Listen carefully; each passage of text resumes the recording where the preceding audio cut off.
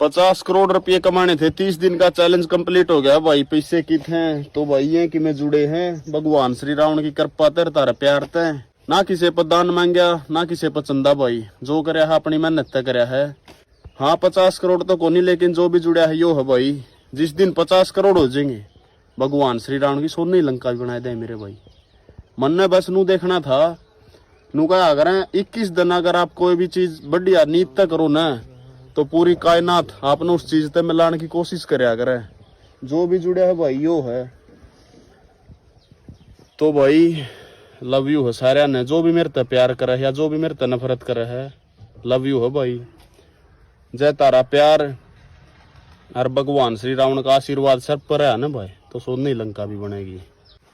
ये है भाई 50 करोड़ रुपये तो को नहीं, जितने भी हैं ये है भाई। तो भाई लव यू है सारे ने, जय राम की भाई।